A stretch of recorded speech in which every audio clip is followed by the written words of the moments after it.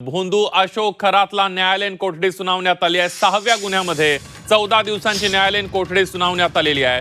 अशोक खरातला न्यायालयीन कोठडीमध्ये धोका असल्याचं सरकारी वकिलांनी सुनावणी दरम्यान सांगितलं।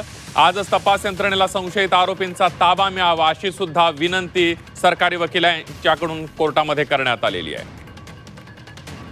एक महत्त्वाची बातमी आपण बघतोय। भोंदू अशोक खरातला आणखी एका गुन्ह्यामध्ये न्यायालयीन कोठडी सुनावण्यात आलेली आहे। 14व्या गुन्ह्यामध्ये 14 दिवसांची न्यायालयीन कोठडी सुनावण्यात आलेली आहे। हा 6वा गुन्हा आहे। या 6व्या गुन्ह्यामध्ये 14 दिवसांची न्यायालयीन कोठडी सुनावण्यात आलेली आहे।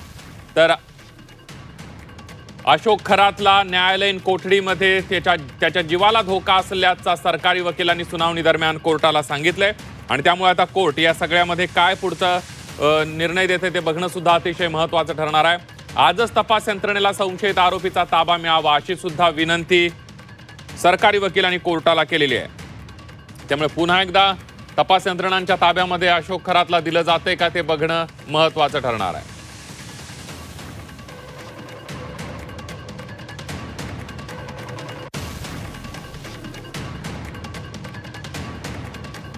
आणि याविषयी अधिक माहिती घेण्यासाठी जाऊया थेट नाशिकला आपले प्रतिनिधी सागर गायकवाड आपल्या सोबत आहेत। सागर,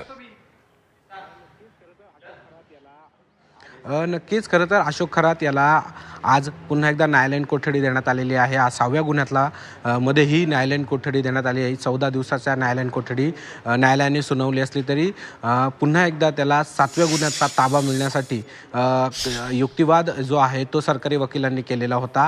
पुन्हा एकदा त्याला 7व्या गुन्ह्यामध्ये आजच लगेच ताब्यात घेऊन उद्या पुन्हा एकदा न्यायालयामध्ये हजर करण्यात येणार आहे।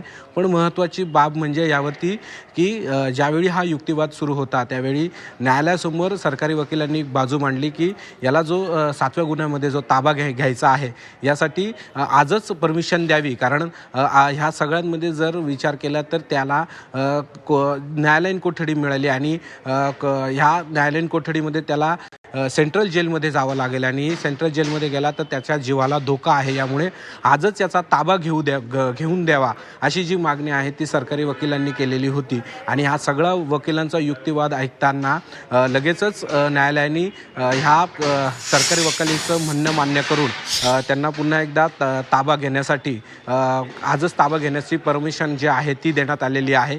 आणि यामुळे या सगळ्या प्रकरणाकडे जर बघितलं तर ह्या सगळ्यामध्ये त्याला जीवाला धोका असण्याच्या ह्यावेळी देखील सांगण्यात आलेलं होतं। त्यामुळं हे जे सगळं प्रकरणामध्ये त्याला VC द्वारे हजर करण्यात आलेलं होतं। पुन्हा एकदा आता त्याला न्यायालयीन कोठडीमध्ये देताना सेंट्रल जेलमध्ये देखील त्याला जीवाला धोका असण्याचं सरकारी वकिलांकडून सांगण्यात आलं। यामुळे बघितलं तर ह्या प्रकरणामध्ये पुन्हा एकदा या अशोक खरातला न्यायालयीन कोठडी दिल्यानंतर 7व्या गुन्ह्यासाठी पुन्हा एकदा या अशोक खरातला ताब्यात देणार आहे आणि 7व्या गुन्ह्यांमध्ये उद्या पुन्हा एकदा या खरातला न्यायालयामध्ये हजर करण्यात येणार आहे। या 7व्या गुन्ह्यामध्ये देखील महिलाचा लैंगिक अत्याचाराचाच प्रकरण आहे आणि पुन्हा एकदा तपासासाठी पोलीस कोठडी मागणी करण्यात येणार आहे।